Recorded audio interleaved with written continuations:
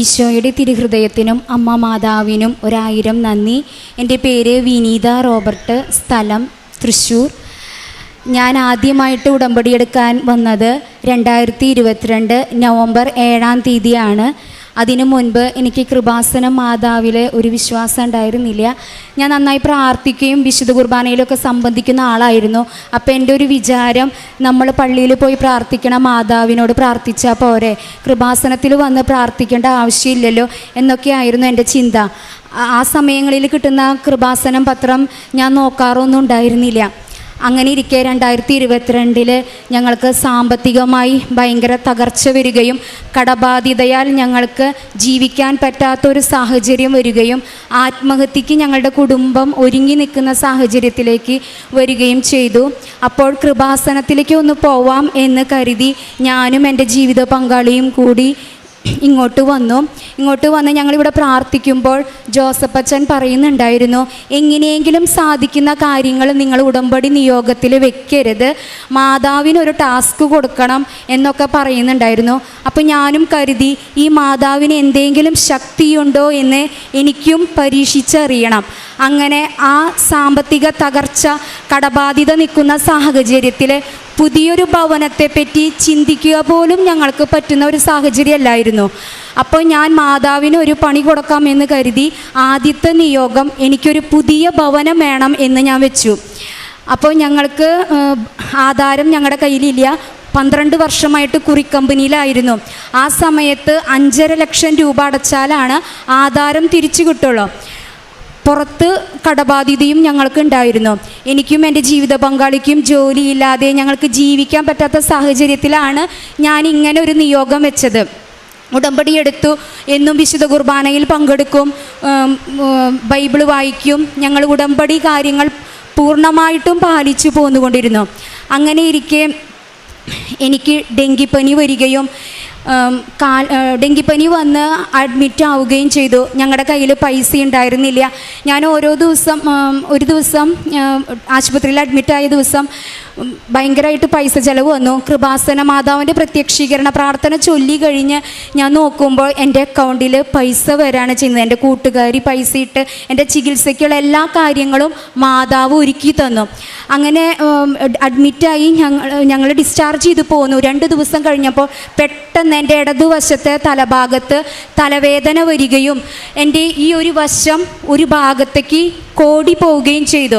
അങ്ങനെ പെട്ടെന്ന് ഡെങ്കിപ്പനിക്ക് ചികിത്സിച്ച ആശുപത്രിയിൽ നിന്നും എന്നെ ജൂബിലി മിഷൻ ആശുപത്രിയിലേക്ക് മാറ്റുകയും അവരവിടെ നിന്ന് MRI സ്കാനിങ്ങിന് എമർജൻസി ആയിട്ട് ചെയ്യുകയും ചെയ്തു. അപ്പോഴാണ് എനിക്ക് ഓർമ്മ വന്നത്, 5 വർഷമായിട്ട് ഞാൻ എൻ്റെ ഒരു ബന്ധുവിനോട് ക്ഷമിക്കാതെ മിണ്ടാതെ നടക്കുന്നുണ്ടായിരുന്നു. ഉടമ്പടി എടുത്തിട്ട് പോലും എനിക്കത് സാധിച്ചിട്ടുണ്ടായിരുന്നില്ല. അപ്പോൾ ന്യൂറോ വിഭാഗത്തിലേക്കാണ് എന്നെ റെഫർ ചെയ്തത്. അപ്പോൾ ഞാൻ മാതാവിനോട് പ്രാർത്ഥിച്ചു, ഈ വ്യക്തിക്ക് ന്യൂറോ വിഭാഗത്തിലാണ് ജോലി, ജൂബിലി മിഷൻ ആശുപത്രിയിൽ. ഈ വ്യക്തിയോട് ഞാൻ പരിപൂർണമായി ക്ഷമിക്കാമെന്നും ആ വ്യക്തിയോട് സംസാരിക്കാമെന്നും ഞാൻ മനസ്സിൽ തീരുമാനമെടുത്തു. മാതാവിന് ഞാൻ വാക്ക് നൽകി, എൻ്റെ MRI സ്കാനിങ്ങിൽ ഒരു കുഴപ്പമില്ലെങ്കിൽ ഈ വ്യക്തിയോട് ഞാൻ സംസാരിച്ചിട്ട് ഞാൻ വീട്ടിലേക്ക് പോകൂ എന്ന് മാതാവിന് ഉറപ്പ് കൊടുത്തു. അതിൻ്റെ ഫലമായി എൻ്റെ MRI സ്കാനിങ്ങിൽ ഒരു കുഴപ്പവുമില്ലാതെ പരിപൂർണമായി ഞാൻ സുഖം പ്രാപിച്ചു. ആ വ്യക്തി തന്നെ നേരിട്ട് ആശുപത്രിയിൽ നിന്ന് ഡിസ്ചാർജ് ആവുന്നതിന് മുൻപ് എൻ്റെ അടുത്ത് വന്ന് സംസാരിക്കുകയും ഞങ്ങൾ പരസ്പരം സംസാരിക്കുകയും ചെയ്തു.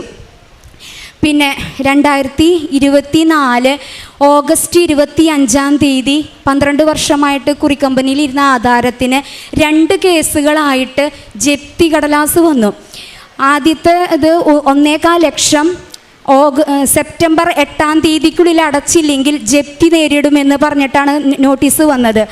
അപ്പം ഞാൻ മാതാവിനോട് പറഞ്ഞു, സെപ്റ്റംബർ 8-ാം തീയതി മാതാവിൻ്റെ ജനന തിരുനാളാണ്, കൃപാസന മാതാവിന് ഡേറ്റ് ഇട്ട് പ്രാർത്ഥിക്കാനായിട്ട് ഇവിടെ വരുമ്പോൾ ജോസഫ് അച്ഛൻ പറയാറുണ്ടായിരുന്നു. ഞാൻ പറഞ്ഞു, 8-ാം തീയതി മാതാവേ എനിക്ക് ഗിഫ്റ്റായിട്ട് എൻ്റെ ആധാരത്തിൻ്റെ ജപ്തി നടപടികളിൽ നിന്ന് എന്നെ രക്ഷിക്കണേ എന്ന് പറഞ്ഞ് ഞങ്ങൾ ജപ്തി കടലാസും കൊണ്ട് ഞാനും എൻ്റെ ജീവിത പങ്കാളിയും ഇവിടെ വന്ന് പ്രാർത്ഥിച്ചു. ജോസഫ് അച്ഛനെ കാണാനായിട്ടുള്ള അനുഗ്രഹം കിട്ടി. അച്ഛൻ തലയിൽ കൈവച്ച് പ്രാർത്ഥിച്ച് കാശുരൂപം ആ ഭൂമിയിൽ കുഴിച്ചിട്ട് പ്രാർത്ഥിക്കാൻ പറഞ്ഞു. പിറ്റേ ദിവസം ഞങ്ങൾ 3 മണിക്ക് ഞാനും എൻ്റെ മക്കളും കരുണ കൊണ്ട് ചൊല്ലി, വിശ്വാസ പ്രമാണം ചൊല്ലി ഞങ്ങളുടെ സ്ഥലത്ത് കുഴിച്ചിട്ട് പ്രാർത്ഥിച്ചു. അവിടെ നിന്ന് 15 മിനിറ്റ് കഴിഞ്ഞപ്പോൾ എൻ്റെ മകൻ്റെ സ്കൂളിൽ നിന്നും ഒരു മാഷ് ഞങ്ങളുടെ വീട്ടിലേക്ക് വിസിറ്റിന് വന്നു.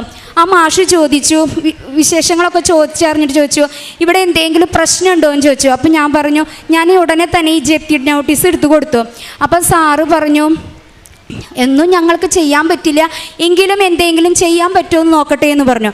അങ്ങനെ സാറ് ഈ കുറിക്കമ്പനിയിൽ പോയി അന്വേഷിക്കുകയും സത്യാവസ്ഥ മനസ്സിലാക്കുകയും ചെയ്തതിൻ്റെ ഫലമായി സെപ്റ്റംബർ 7 വൈകിട്ട് 4 മണിക്ക് മുൻപ് കുറിക്കമ്പനിയിൽ ഈ പൈസയെല്ലാം സെറ്റിൽ ചെയ്ത് എനിക്ക് മെസ്സേജ് വന്നു. കുറിക്കമ്പനിയിൽ നിന്ന് പൈസ എല്ലാം അടച്ചു, നിങ്ങൾക്ക് ഇനി കുറച്ച് നാളത്തേക്ക് ബുദ്ധിമുട്ടുണ്ടാവില്ല എന്ന് പറഞ്ഞ്.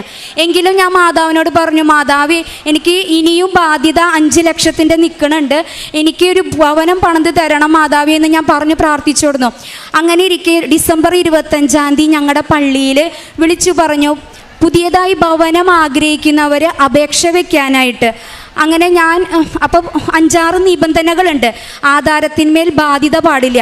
അപ്പം തന്നെ ഞാൻ മാതാവിനോട് ഈ വിളിച്ച് പറഞ്ഞ സമയം തന്നെ ഞാൻ മാതാവിനോട് പ്രാർത്ഥിച്ചു, എനിക്ക് 5 ലക്ഷത്തിൻ്റെ ബാധ്യത മാത്രമേ എൻ്റെ കയ്യിലുള്ളൂ, എനിക്ക് പുതിയൊരു ഭവനം മാതാവേ നീ ഒരുക്കി തരണമെന്ന് ഞാൻ പ്രാർത്ഥിച്ചു.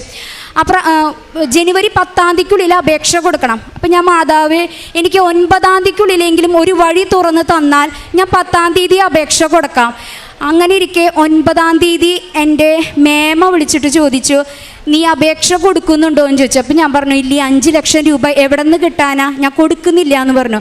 മേമ പറഞ്ഞു, എങ്ങനെയെങ്കിലും മോൾ അപേക്ഷ കൊടുത്തോ, എന്തെങ്കിലും വഴി കണ്ടെത്താമെന്ന് പറഞ്ഞു. അങ്ങനെ ഇങ്ങനെ പറഞ്ഞാൽ ശരിയാവില്ലല്ലോ, നമുക്ക് അതിനുള്ള വഴി കാണണ്ടേ. അത് വിചാരിച്ച് ഞാനും കുറിക്കമ്പനിയിൽ പോയി അന്വേഷിച്ച് അവിടെ നിന്ന് അതൊക്കെ എഴുതി വന്നപ്പോൾ കൃത്യം 5 ലക്ഷത്തിലേക്ക് അവർ സെറ്റിൽമെൻറ്റ് ചെയ്തു. ഈ കടലാസ് അങ്ങനെ തന്നെ മേമയുടെ കയ്യിൽ കൊടുത്തു. മേമ പറഞ്ഞു, എൻ്റെ കയ്യിൽ അതിനുള്ള പൈസയൊന്നും ഇല്ല, മേമയുടെ ആധാരം കയ്യിലിരിക്കുന്നുണ്ട്, ആ ആധാരം നിനക്ക് തരാം, എങ്ങനെയാണെന്ന് വെച്ചാൽ നമുക്കത് ചെയ്യാമെന്ന് പറഞ്ഞു. 15 ദിവസം കൊണ്ട് മേമയുടെ ആധാരം വെച്ച് പൈസ തന്ന് എൻ്റെ ആധാരം ജനുവരി 24 കുറിക്കമ്പനിയിൽ നിന്ന് ലഭിക്കുകയും അപേക്ഷ വെച്ച് എനിക്ക് പുതിയ ഭവനത്തിന് പള്ളിയിൽ നിന്ന് അനുവദിക്കുകയും ചെയ്തു. അങ്ങനെ ഏപ്രിൽ 10 ഞങ്ങൾ വീട് മാറി, എനിക്ക് വീട് പണിത് സെപ്റ്റംബർ 8 എൻ്റെ പുതിയ ഭവനത്തിൻ്റെ വെഞ്ചിരിപ്പായിരുന്നു. കഴിഞ്ഞ കൊല്ലം സെപ്റ്റംബർ 8 മാതാവിന് ജപ്തിക്ക് ഞാൻ ഡേറ്റ് ഇട്ട് പ്രാർത്ഥിച്ചപ്പോൾ അതിൻ്റെ ഫലമായി ഈ 8 മുൻപ് എനിക്ക് പുതിയ ഭവനത്തിൻ്റെ വെഞ്ചിരിപ്പായി പുതിയ വീട്ടിൽ നിന്നാണ് ഞാനും എൻ്റെ കുടുംബവും ഇങ്ങോട്ട് വന്നിരിക്കുന്നത്. നിരവധി അനുഗ്രഹങ്ങൾ അമ്മ മാതാവിൻ്റെയും ഉടമ്പടി ജീവിതത്തിലൂടെയും എനിക്കും എൻ്റെ കുടുംബത്തിനും ലഭിച്ചിട്ടുണ്ട്. എൻ്റെ മകൻ നന്നായി പഠിക്കുമെങ്കിലും ഈ ഉടമ്പടി ജീവിതത്തിൽ നമ്മൾ ഈസിയായിട്ട് കാര്യങ്ങൾ നടക്കുമെന്ന് കരുതിയാൽ നടക്കില്ല. സഹനങ്ങളുടെ തീച്ചൂളയിലൂടെ മരണത്തിൻ്റെ വക്കിലൂടെ കടന്നു പോയപ്പോഴെല്ലാം അമ്മ മാതാവ് രക്ഷിക്കുമെന്ന ബോധ്യത്തിൽ കൃപാസന മാതാവിനോട് പ്രാർത്ഥിച്ചതിൻ്റെ ഫലമായിട്ടാണ് ഇന്ന് ഞങ്ങളുടെ കുടുംബം ഇവിടെ നിൽക്കുന്നത്. എൻ്റെ മകന് സയൻസ് ഗ്രൂപ്പ് +2 99% മാർക്ക് ഉണ്ടായിരുന്നു. എങ്കിലും പഠിപ്പിക്കാൻ യാതൊരു വക നിവൃത്തിയില്ലാതിരിക്കുന്ന സമയത്ത് ഇനി എന്ത് ചെയ്യും മാതാവേ, നന്നായി പഠിച്ചിട്ട് മോനെ എൻട്രൻസിന് ചേരണമെന്ന ആഗ്രഹം, 1 ലക്ഷം രൂപയുടെ കോഴ്സാണ്, എങ്ങനെ പഠിപ്പിക്കും, അവന് ബ്രില്യൻറ്റിൽ തന്നെ ചേരണം എന്നുള്ള ആഗ്രഹം പറഞ്ഞു. ഞാൻ പ്രത്യക്ഷീകരണ പ്രാർത്ഥന ചൊല്ലിയിട്ട് മാതാവിനോട് പറഞ്ഞു, എനിക്കൊരു വഴിയില്ല, നീ തന്നെ എങ്ങനെയാണെന്ന് വെച്ചാൽ നടത്തി തരണമേ എന്ന് പ്രാർത്ഥിച്ചു. അതിൻ്റെ ഫലമായി എൻ്റെ ചേടത്തി മുഖാന്തരം ഞങ്ങളുടെ മഠത്തിൽ നിന്ന് മദർ പറഞ്ഞ് എൻ്റെ മകനെ സ്പോൺസർ ചെയ്തു. 1 ലക്ഷം രൂപയുടെ കോഴ്സിൽ 60,000 രൂപ ബ്രില്യൻറ്റിൽ നിന്ന് സ്കോളർഷിപ്പ് ലഭിക്കുകയും ബാക്കി 40,000 രൂപ മദർ അടച്ച് എൻ്റെ മകൻ ഇപ്പോൾ പാലാ ബ്രില്യൻറ്റിൽ ഹോസ്റ്റലിൽ നിന്ന് പഠിക്കുന്നു. നിരവധി അനുഗ്രഹങ്ങൾ, കൊച്ചു കൊച്ചു അനുഗ്രഹങ്ങളും ഈ ഉടമ്പടി ജീവിതത്തിലൂടെ എനിക്കും എൻ്റെ കുടുംബത്തിനും കിട്ടി. ഞങ്ങൾ മറ്റുള്ളവരോട് ഉടമ്പടിയുടെ കാര്യങ്ങളും കൃപാസന മാതാവിനെ പറ്റി പറയുമ്പോൾ എന്നെ പലവട്ടം കളിയാക്കി ചോദിച്ചിട്ടുണ്ട്, ഇത്രയധികം നിനക്ക് പ്രാർത്ഥിച്ചിട്ടും നിനക്ക് എൻ്റെ ഒരു ജോലി ശരിയാവാത്തേന്ന്. ഇതിനിടയിൽ 2022 മുതൽ 25 വരെയുള്ള കാലഘട്ടത്തിൽ ഞാൻ 3 സ്ഥാപനങ്ങളിൽ ജോലിക്ക് പോയി. സാലറിയുടെ പ്രശ്നം കൊണ്ടും ആ സ്ഥാപനത്തിൽ ലാഭത്തിലല്ലാത്തത് കൊണ്ട് പലവിധ കാരണത്താൽ ഞാൻ അവിടെ നിന്ന് 2 മാസം 3 മാസം കഴിയുമ്പോൾ തിരിച്ച് വീട്ടിലേക്ക് തന്നെ പോന്നു. അപ്പോൾ ഇതിനിടയിൽ എന്നോട് ഇങ്ങനെ ഒരാൾ കളിയാക്കി ചോദിച്ചു, ഇത്രയൊക്കെ അനുഗ്രഹം നിനക്ക് കിട്ടിയെന്ന് പറയണോ, എൻ്റെ ജോലി മാത്രം കിട്ടാത്തതെന്ന്. അപ്പം ഞാൻ തിരിച്ച് മറുപടി പറഞ്ഞു, എൻ്റെ മാതാവിനറിയാം തക്ക സമയത്ത് എന്താണ് എൻ്റെ ജീവിതത്തിൽ വേണ്ടതെന്ന്.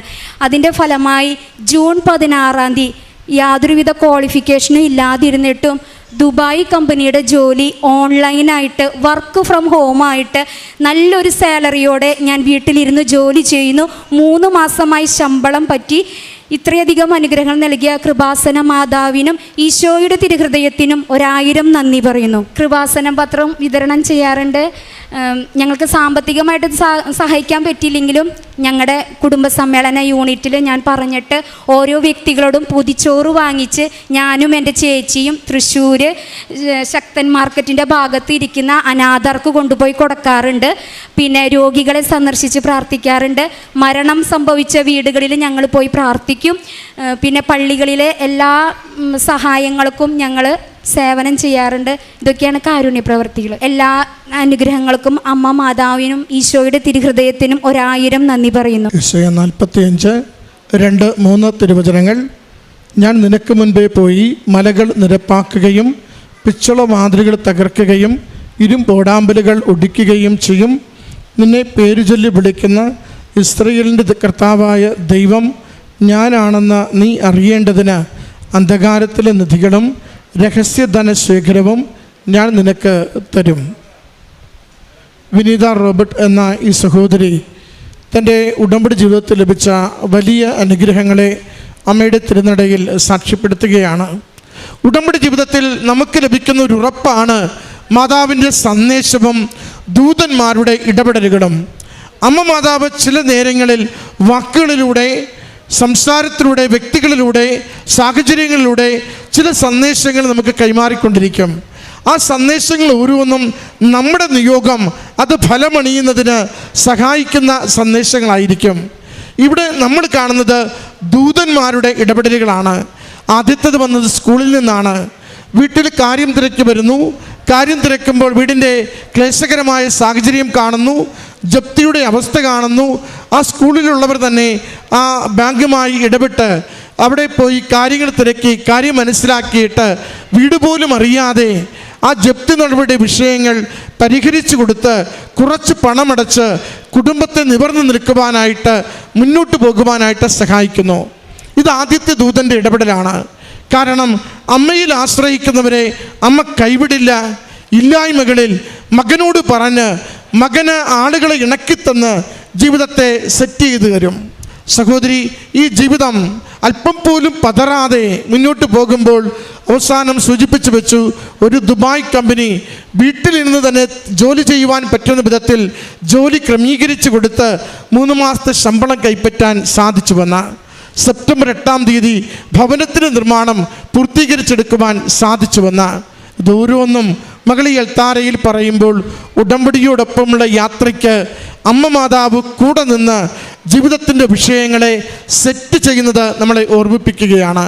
പ്രിയമുള്ളവരെ, അസാധ്യ വിഷയങ്ങളാവട്ടെ, തീരാ രോഗങ്ങളാവട്ടെ, മറ്റുള്ളവരിൽ നിന്ന് നാം നേരിടുന്ന വലിയ ഇകഴ്ത്തലുകളാവട്ടെ, അമ്മയുടെ കരങ്ങളിലേക്ക് കൊടുത്തുകൊണ്ട് വിശ്വാസത്തോടെ യാത്ര ചെയ്യുവാൻ ഉടമ്പടിയിൽ നിങ്ങൾ തീരുമാനിക്കുമെങ്കിൽ ഉടമ്പടി നിങ്ങളെ കരയെത്തിക്കും, അനുഗ്രഹം ചുരിയും, നിങ്ങളുടെ ജീവിത വിഷയങ്ങൾക്ക് മേൽ തീരുമാനം നൽകും. അതിൻ്റെ ചങ്കുറപ്പുള്ള സാക്ഷ്യമാണ് ഈ സഹോദരി ഈ എൽത്താരയിൽ പങ്കുവയ്ക്കുന്നത്. ഈ സഹോദരിക്കും കുടുംബത്തിന് ലഭിച്ച എല്ലാ നന്മകൾക്കും അനുഗ്രഹങ്ങൾക്കും അത്ഭുതകരമായ ദൈവിക ഇടപെടലുകൾക്കും അമ്മ മാതാവിനും തിരുക്കുമാരനും നന്ദി പറഞ്ഞുകൊണ്ട് കരങ്ങളടിച്ച് ഈ സാക്ഷ്യം സമർപ്പിക്കാം. ആദ്യമായി ഉടമ്പടി എടുത്തത് 2024 ജൂൺ 7-ാം തീയതിയാണ്. ആദ്യത്തെ ഉടമ്പടിയിൽ ഞാൻ എഴുതിയ ഒരു നിയോഗമാണ് എൻ്റെ ആക്ടിവിറ്റി പോയിൻ്റ് 100 തികച്ച് തരിക എന്നത്. ഞാൻ സർട്ടിഫിക്കറ്റൊക്കെ എക്സ്ട്രാ കരിക്കുലർ ആക്ടിവിറ്റീസിൻ്റെ സർട്ടിഫിക്കറ്റൊക്കെ കൊടുത്തെങ്കിലും 100 തികയ്ക്കാനുള്ള കൊടുത്തെങ്കിലും അതൊന്നും സൈറ്റിൽ കയറിയിട്ടില്ലായിരുന്നു. 100 തികഞ്ഞിട്ടില്ല. 100 തികഞ്ഞാലേ ഉള്ളൂ നമുക്ക് ബിടെക് എക്സാം പാസ്സായാലും ബിടെക്കിൻ്റെ സർട്ടിഫിക്കറ്റ് കിട്ടത്തുള്ളായിരുന്നു. അപ്പം അത് കൊടുത്തിട്ടും സാർ സബ്മിറ്റ് ചെയ്തിട്ടും അത് യൂണിവേഴ്സിറ്റിയുടെ സൈറ്റിൽ വന്നിട്ടില്ലായിരുന്നു. അപ്പം ഞാൻ എക്സാമൊക്കെ കഴിഞ്ഞപ്പം ഉടനെയാണ് ഉടമ്പടി എടുത്തത്. അന്നേരം നിയോഗമായിട്ട് അതും എഴുതിയിട്ടുണ്ടായിരുന്നു. അത് ഉടമ്പടി എടുത്തു കഴിഞ്ഞപ്പോഴത്തേക്കും റിസൾട്ട് വരുന്നതിന് തൊട്ട് മുമ്പായിട്ട് അത് 100 തികച്ച മാതാവ് തന്നു. അത് കഴിഞ്ഞ് ആദ്യത്തെ പ്രാവശ്യം ഉടമ്പടി സെപ്റ്റംബർ പുതുക്കിയതിന് ശേഷം ഞാൻ ആദ്യത്തെ സാക്ഷ്യം പറഞ്ഞു. അതെൻ്റെ ആക്സിഡൻറ്റിൽ നിന്ന് എന്നെ മാതാവ് അത്ഭുതകരമായി രക്ഷിച്ചതിനെ പറ്റിയായിരുന്നു. അത് കഴിഞ്ഞ് ആ സാക്ഷ്യത്തിന് ശേഷമാണ് ഞാൻ IELTS എഴുതാൻ ഒക്ടോബർ ആദ്യം പോയത്. വെറും 1 മാസത്തെ റിജക്ഷനാണ് വന്നത്. അങ്ങനെ ഇരിക്കെ ഇയർ ഗ്യാപ്പ് ആയത് കാരണം ഇയർ ഗ്യാപ്പ് വരാതിരിക്കാൻ എറണാകുളത്തൊരു കോഴ്സ് പഠിക്കാമെന്ന് വിചാരിച്ചു. അപ്പോൾ അതിന് പൈസ ഇല്ലായിരുന്നു. അപ്പം മാതാവിനോട് പ്രാർത്ഥിച്ച് അമ്മയ്ക്ക് മാതാവ് പൈസ റെഡിയാക്കി കൊടുത്തു. അമ്മയുടെ LIC നേരത്തെ എടുക്കാൻ സാധിച്ചു. അതുപോലെ IELTSന് പൈസ, കോച്ചിങ്ങിനും എക്സാമിൻ ഫീസിനും പൈസ ഇല്ലാഞ്ഞിട്ട് അമ്മയാണെങ്കിൽ അമ്മയുടെ വസ്തുവിലുള്ള മരങ്ങളിൽ കൊണ്ടുപോയി മാതാവിൻ്റെ ഉടമ്പടി ഉപ്പ് കൊണ്ടുപോയി വെച്ച് തേച്ച് കുരിശ് വരച്ച് വിശ്വാസപ്രമാണം ചൊല്ലി പ്രാർത്ഥിച്ചതിൻ്റെ ഫലമായിട്ടാണ് IELTSനുള്ള കോച്ചിങ്ങിനും എക്സാമിനുള്ള ഫീസിനുള്ള പൈസ മാതാവ് ആ മരം വിറ്റ് വഴി റെഡിയാക്കി തന്നത്. അതുപോലെ തന്നെയാണ് എറണാകുളത്തെ കോഴ്സിനും വേണ്ടി പൈസ റെഡിയാക്കാതിരുന്നപ്പം ഞാൻ അമ്മയും പ്രാർത്ഥിച്ചതിൻ്റെ ഫലമായിട്ട് കറക്റ്റായിട്ട് ആ കോഴ്സിന് വേണ്ട കറക്റ്റ് പൈസ അമ്മയ്ക്ക് LIC നേരത്തെ കിട്ടി. അങ്ങനെ റെഡിയാക്കി തന്നു. അത് കഴിഞ്ഞ് ഈ എറണാകുളത്തെ കോഴ്സ് പഠിച്ചുകൊണ്ടിരിക്കുന്നതിൻ്റെ ഇടയ്ക്ക് പിന്നെ ഒരു അറിവ് കിട്ടി, ഇങ്ങനെ ജർമ്മനിയിൽ IELTS മതി, അതുപോലെ 6.5 മതി, അതുപോലെ തന്നെ പിന്നെ ഫീസ് വേണ്ട, ഫീസ് ഗവൺമെൻറ് പബ്ലിക് യൂണിവേഴ്സിറ്റിയിലാണെങ്കിൽ ഫീസ് വേണ്ട, അങ്ങനെ പഠിക്കാമെന്ന് അറിവ് കിട്ടി. അങ്ങനെ അതിനു വേണ്ടി അപ്ലൈ ചെയ്തു. ഏപ്രിൽ മാസം ഏജൻസീനെ സമീപിച്ചു. അന്നേരം ജർമ്മനിയിൽ അപ്ലൈ ചെയ്യുകയാണെങ്കിൽ APS സർട്ടിഫിക്കറ്റ് എന്ന് പറയുന്ന ഒരു സർട്ടിഫിക്കറ്റ് വേണം. അതായത് നമ്മുടെ അക്കാഡമിക് ഡോക്യുമെൻറ്റ്സൊക്കെ ജെനുവിൻ ആണെന്ന് ജർമ്മൻ ഗവൺമെൻറ് സർട്ടിഫൈ ചെയ്യുന്ന സർട്ടിഫിക്കറ്റ് ആയിരുന്നു അത്. അപ്പോൾ അതിന് അപ്ലൈ ചെയ്താൽ മിനിമം 2 മാസമെങ്കിലും എടുക്കുമെന്ന് പറഞ്ഞായിരുന്നു. അന്നേരത്തേക്കും മാതാവിനോട് പ്രാർത്ഥിച്ചതിൻ്റെ ഫലമായി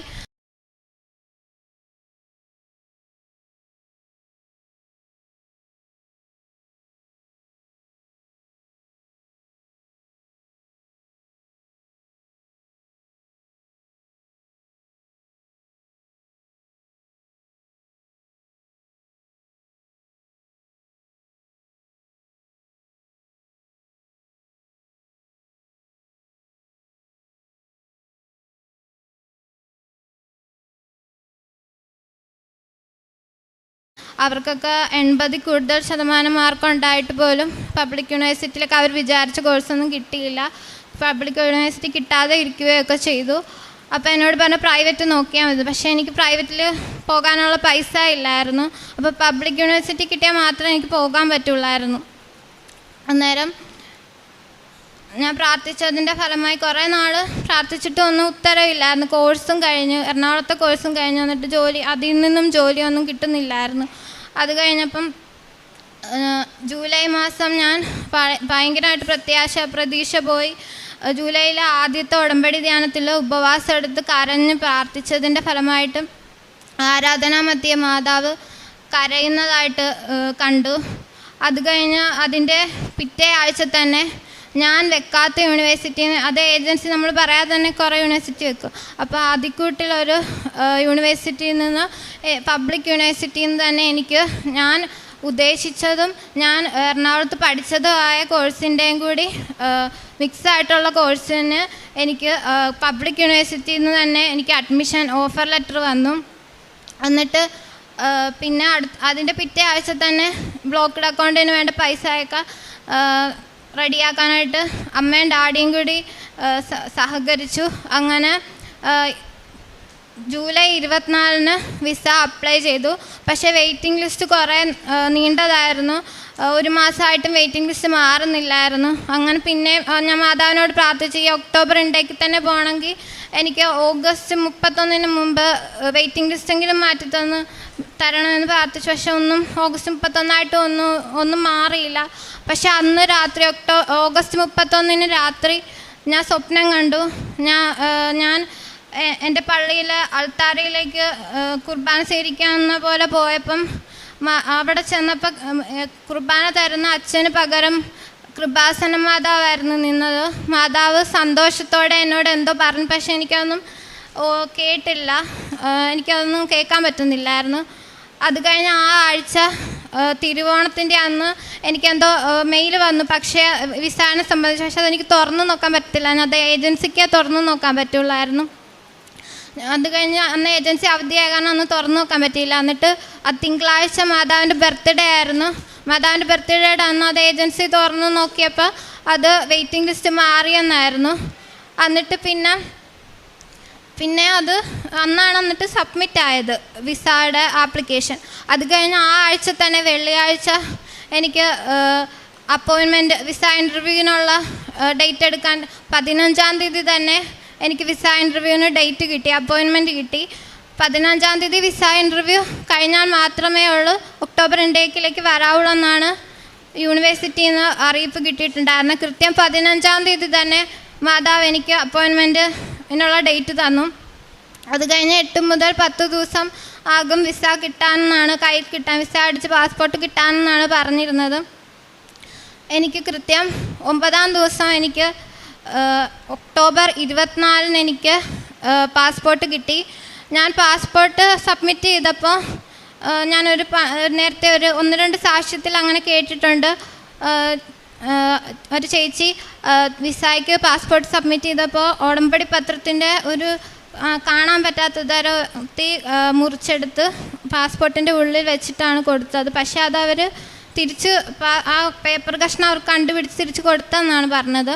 അതുപോലെ ഞാനും നൂലിന് പാകത്തിന് കാണാൻ പറ്റാത്ത അത്രയും ചെറുതായിട്ട് ഉടമ്പടി കൃപാസന പത്രത്തിൻ്റെ ശകലം മുറിച്ച് എനിക്ക് വിസ അടിച്ചു കിട്ടണമെന്ന് ഞാൻ ആഗ്രഹിച്ച പാസ്പോർട്ടിൻ്റെ 6-7 പേജുകളുടെ നടുക്ക് വെച്ച് ആണ് കൊടുത്തത്. ഞാൻ പാസ്പോർട്ട് തുറന്നു നോക്കിയപ്പോൾ 6-7 പേജിൽ വിസ അടിച്ചിട്ടില്ലായിരുന്നു. പക്ഷേ ആ പേപ്പർ അവിടെ തന്നെ ഇരിപ്പുണ്ടായിരുന്നു. അത് കഴിഞ്ഞ് പിറ്റേ പേജ് 8-9 പേജിലാണ് വിസ അടിച്ച് തന്നിരുന്നത്. അതുപോലെ തന്നെ ഞാൻ പ്രാർത്ഥിച്ചുകൊണ്ടിരുന്നപ്പം ഒരു പ്രാവശ്യം ആകാശത്ത് 4 എന്ന അക്ഷരം മേഘത്തിൽ കാണിച്ചിരുന്നു. ആ 4-ലാണ് ജൂലൈ 24-നാണ് വിസയ്ക്ക് അപ്ലൈ ചെയ്തത്. അതിലും 4 ഉണ്ട്. അതുപോലെ എനിക്ക് വിസ കൈ കിട്ടിയത് സെപ്റ്റംബർ 24-നാണ്, അതിലും 4 ഉണ്ട്. അതുപോലെ തന്നെ എനിക്ക് ടിക്കറ്റിന് ഡേറ്റ് എടുക്കാനായിട്ട് അപ്പം എനിക്ക് ഏത് ദിവസം എടുക്കണമെന്ന് അറിയില്ലാത്തത് കാരണം ഞാൻ ഒക്ടോബർ 4-നാണ് ടിക്കറ്റ് എടുത്തിരിക്കുന്നത്. പ്രേക്ഷിത പ്രവർത്തനമായിട്ട് എല്ലാ മാസവും ഞാൻ കൃപാസനം പത്രം മേടിച്ച് വിതരണം ചെയ്യാം.